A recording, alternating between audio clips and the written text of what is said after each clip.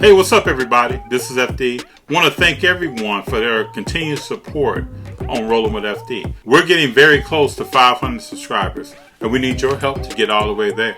And once we get there, we're going to give away a card valued up to $1,250. And also on top of that, I would like to talk to the person that wins, go to a show with them, FaceTime them if they can't make it to the show, FaceTime them while we're at the show, while we're looking for the cards of their favorite athlete. In the comments as you subscribe, let us know who's your favorite athlete or athletes, and we'll look for those cards if you are the lucky winner.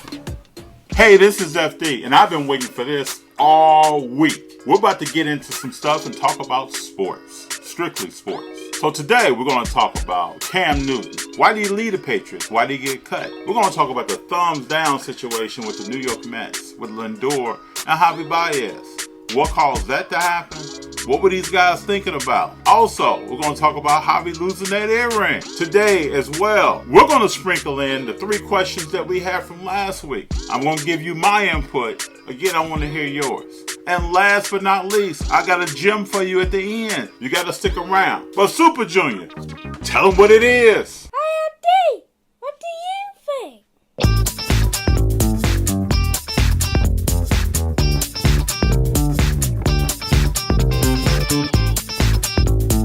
So let's talk about Cam Newton. This has been a question that I've received and people have talked about it all week. I have looked at nothing dealing with Cam from anyone else because I want to give you my unbiased opinion, separate from anyone else's opinion. Just to give you some background, if you don't know who Cam Newton is, Cam Newton won a national championship in football with Auburn when he was in college. He came to the NFL, people were talking about this guy, what he was about to do. He can throw the football. He can run the football. He found himself in the Super Bowl against Peyton Manning, and he lost. And in my personal opinion, Cam Newton has been different since he went to the post-game interview for the Super Bowl, answered a few questions, started getting some other questions about his playability that day, got up and left the podium. To me, he's been a different player since then. Other people can argue that. If you think differently than what I'm saying on anything here, leave it in the comments. But to me, Cam Newton has been mentally different. I think it's hard for him, in my personal opinion, to take criticism. And in the NFL, it is very difficult to take criticism. Imagine if you went to work and you're sitting at your desk or you're working in construction or you're a teacher in a classroom and you have millions of people talking about your performance on a daily basis, on the TV, on the radio, wherever you go. Somebody is saying something about your performance. It could begin to eat at people. It is ate at a lot of athletes. I think Cam Newton is one of them. So we're going to get into his playability, but even before we get into that, I want to talk about a few things. So Cam Newton is the starting quarterback of the New England Patriots last year. Plays okay. Doesn't really play that well. Doesn't really play that poorly. Kind of in the middle of the stream. The New England Patriots go out and bring in a guy named Mac Jones. Mac Jones was a third string quarterback, people, at Alabama. Third string. You had Tua, Jalen Hurts, then Mac Jones. Wasn't even on the field that much until last year when he played. So if anybody would tell me that this guy will come in and take Cam Newton's job, I really wouldn't believe that. So let's look at some play here from Cam from last season, and it'll start showing you some things. You can see on this play here, Cam drops back. Now he makes a good decision to get away from pressure, but where is he throwing the ball? You got 2 defenders there, and it's in the ground, and it's still intercepted. You can see Cam disappointed, but you got to play better. I'm not trying to rip him, but you got to do it. Here he throws a long pass straight to the safety. Just straight to him. So a lot of times you got to think about as a player, where's your decision making? Do you watch film? How do you break film down? How do you read the defense?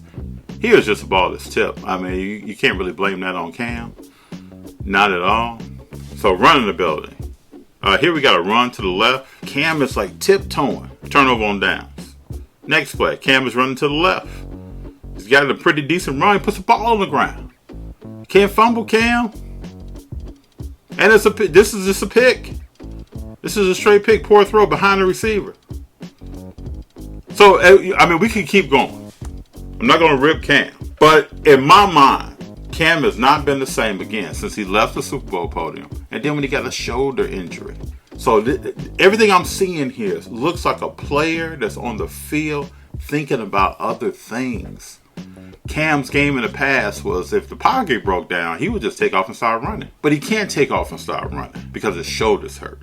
And if you don't believe me, let's listen to Cam. The last time I've been healthy, 2016-17, when we played the San Diego Chargers, and I reached out and I dove for the pylon. No, I threw an interception on the one. I threw an interception trying to throw it to Benji. And you tried to go and make the tackle. I tried to go make the tackle. Yeah, I remember that. And I tried to push him out, and I extended my arm, and I messed up my AC joint. So now that we've seen how Cam has played, we saw what he did last year in the regular season with some of the videos that we just looked at on the Cam. We've also seen that same play in the preseason this year. So in my mind, I'm thinking that Cam is probably going to end up being a backup. Mac Jones is very confident. I'm going to play you this clip here where Mac Jones makes a good play. Comes to the sideline.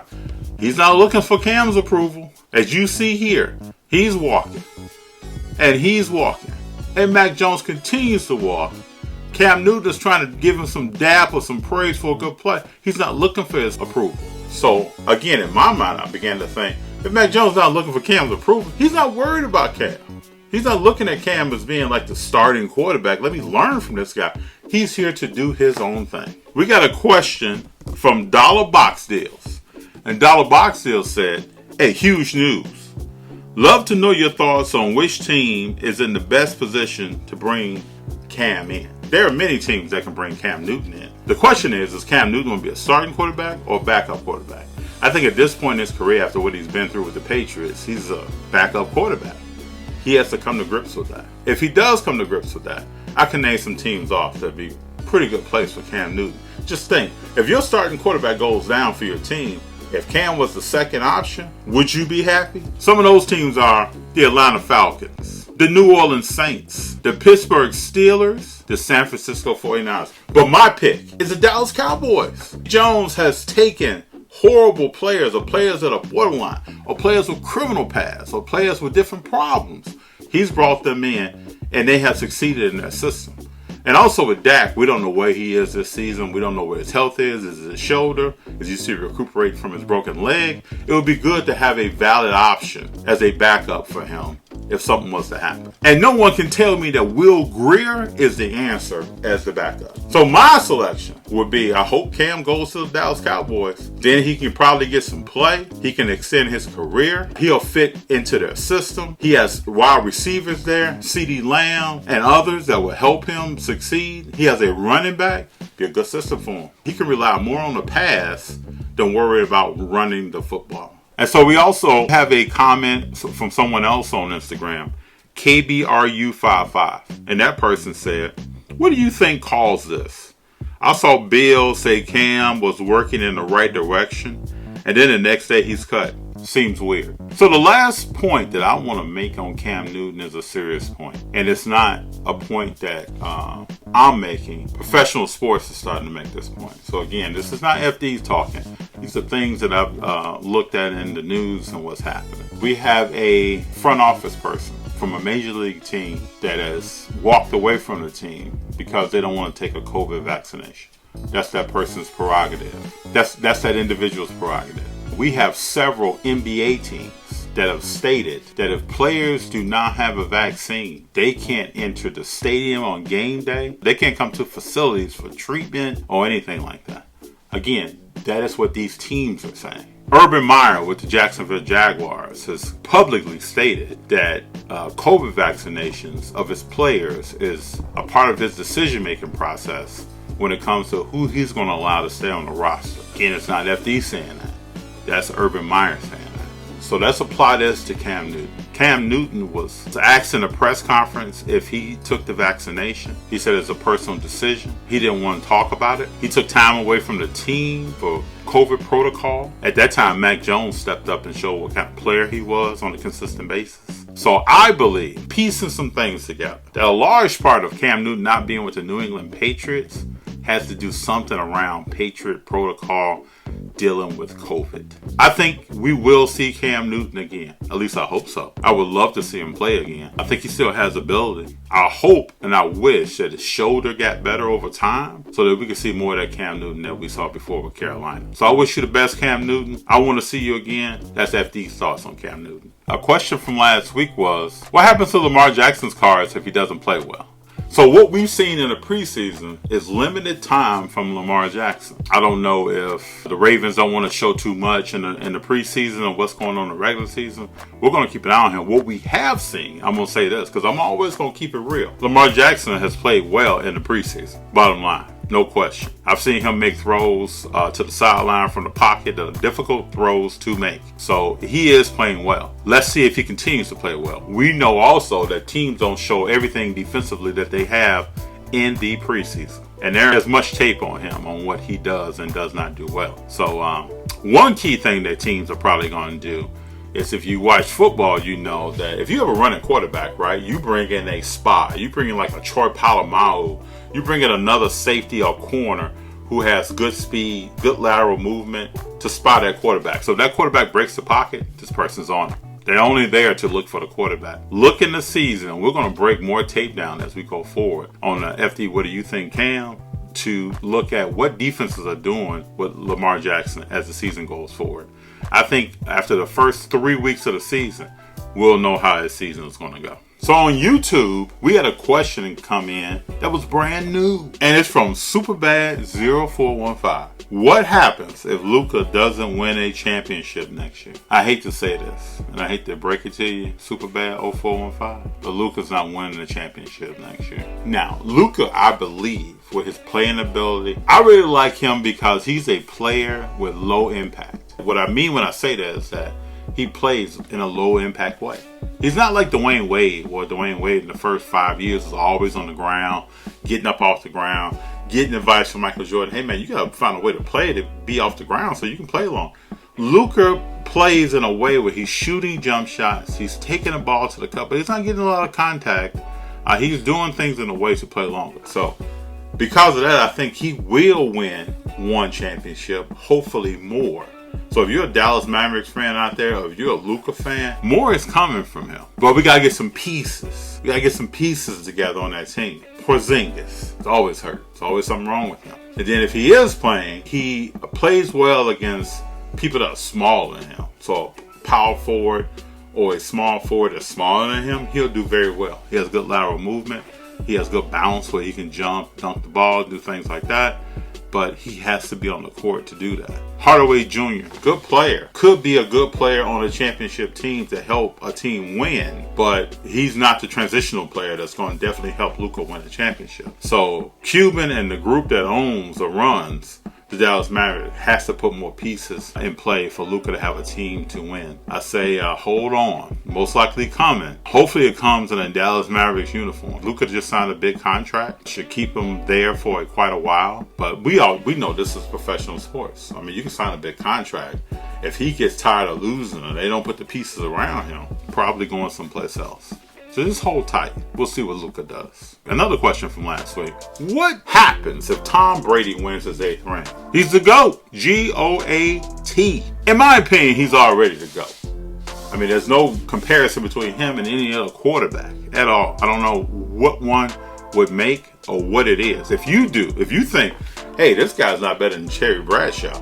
Hey, he's not better than Joe Montana. You let me know. So put that in the comments. But in my humble opinion, he's the GOAT already. So if he wins the 8th, I don't know what the conversation would be. I don't know who else has done what this guy's done. So please let me know. But I think the value of his car, this is what I really want to get at.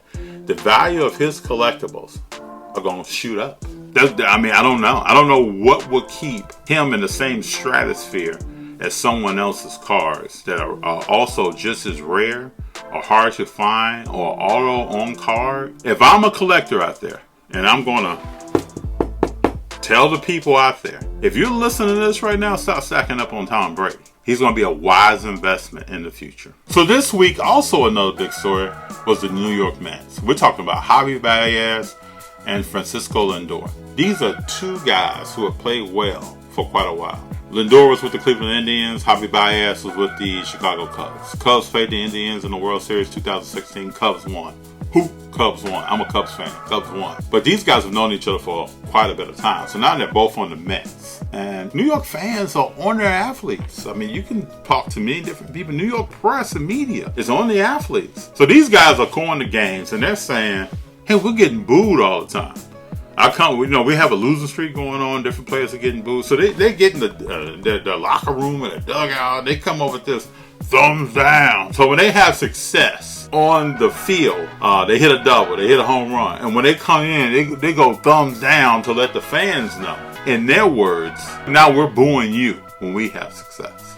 Kind of this reverse psychology thing going on. So these two guys have success on the field. They start giving thumbs down to the fans. The fans start talking back against them. What are these guys doing? Why are they booing us? It becomes a whole thing. The management of the organization says, hey, we're not going to condone this activity. These guys are going to change this right now.